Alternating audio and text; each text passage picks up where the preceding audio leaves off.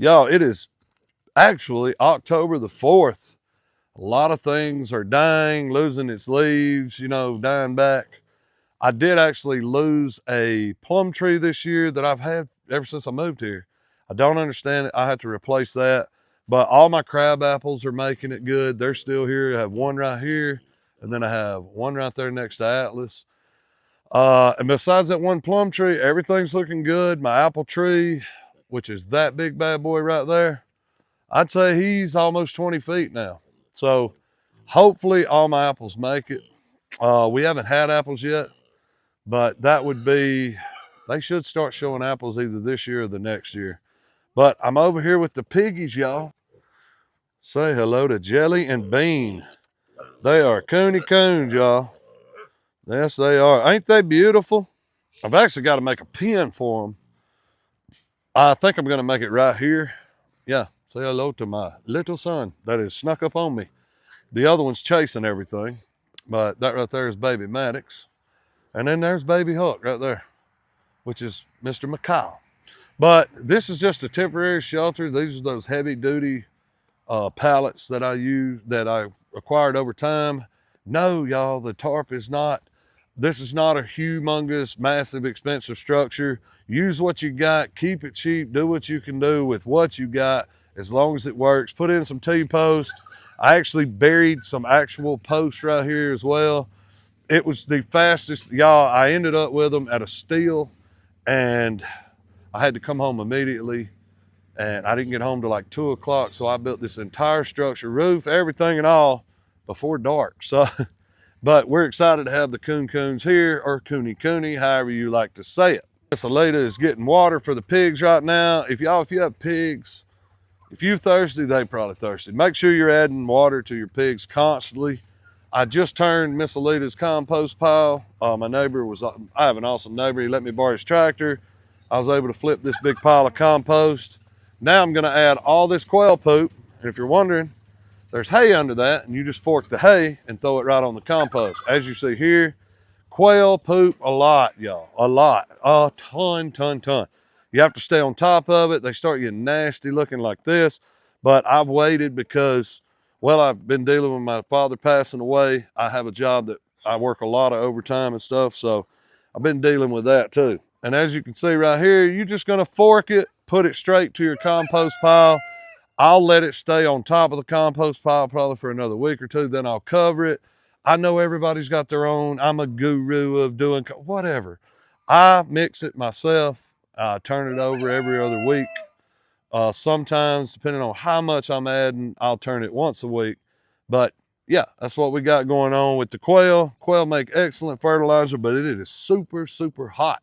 So make sure you give it from the, people say a year. I don't do that. I keep mine. I stopped collecting their poop as far as for my gardens the next year. I stopped collecting it around, say, January or so. Sometimes the end of December, that's probably whenever I'll do it. And then I won't mess with none. I'll be cleaning it up, but it'll be in a different compost pile because we'll be using everything that I've acquired on this next coming garden season, and all the other will start the new pile. Some great news. I actually set the corner post down by the creek. Not trying to get you drunk. I have a corner post there, as you can see it right there. That post meets another post here, which meets another post there.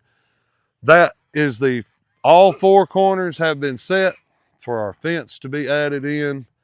I took out some of the corn garden, the rows. This was Watermelon Valley right here. I took out all the mounds so that Alita, my wife, can cut grass, or I can cut grass.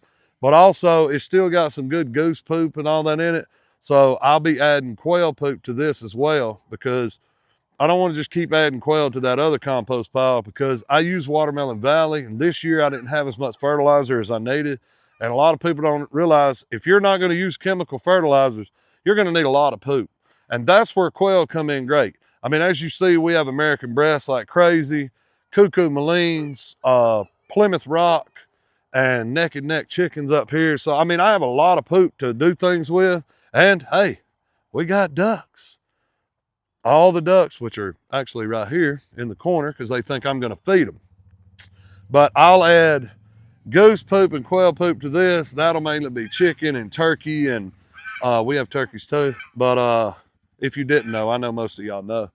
But I just do things a little different. I should have done this last year and I forgot. I got carried away with my job. I work a lot of hours, like I said. So I was just taking out those big lumps. So it rains a lot in the winter and I don't need those huge bumps catching water because I left it last year in my duck pen and man, it just caused havoc. There was a lot of water everywhere that I could have done without. So I've let the ducks walk them down as good as I can this year. I'll take the tractor and push them out, but they actually have done a good job. You really can't see the garden rows very much anymore. I think it's gonna drain good now, but this right here had very big mounds in it for the watermelons, so I had to go ahead and take them out as you see there. There's two big piles of wood here, two big trees I cut down, big logs, and got them piled up, ready to burn them. This garden, it will be the next one to be cleaned up. But the deer are using it right now, so it's attracting deer. So I'm not really gonna worry about that. I set up my hunting spot. I don't know if you can see it, but see that square right there in the woods there? Yeah, that's where the blind's gonna go in. And the deer actually coming out right here. I'm making a spot for my wife and kids to be able to see. I already went down in the woods and cleared my spot out, but this is for my wife and kids to easily be able to harvest a deer, see a deer. We eat a lot of deer. And we're trying to save money out of our own pockets, y'all. Everybody should do that. If you're not trying to grow and harvest your own animals, well, I mean, maybe you got it like that or you got a better job than I do. So, I mean, you do whatever you want to do. I love the taste of deer meat and all the animals we raise, so that's what we do. I've been extremely busy setting the corner post today, doing this, shoveling all the rock and sand into the holes, making the cement, all that crap. Set up Miss Alita's martin gourds. We're going to have some martin gourds. She's going to sand them, paint them, sell them at trade day. Plus we're going to have our own too, drilling holes for that. So we've been extremely busy. Thank you for everybody that sent me the prayers for my father passing away. I really appreciate that. Super cool of y'all. And I'm going to show y'all the turkeys before I cancel this video out. Some people have asked to see Gerald Paul and my cuckoo Malines. And here they are. Just good old birds, yes they are. But the funny thing is, that ain't Gerald Paul. Gerald Paul is over here. That was his son. That's a bad boy. That is a Belgian breed, y'all. Cuckoo Maline right there. They taste delicious. They lay a ton of eggs, and I mean a ton. All right, so we're fixing to walk into the market.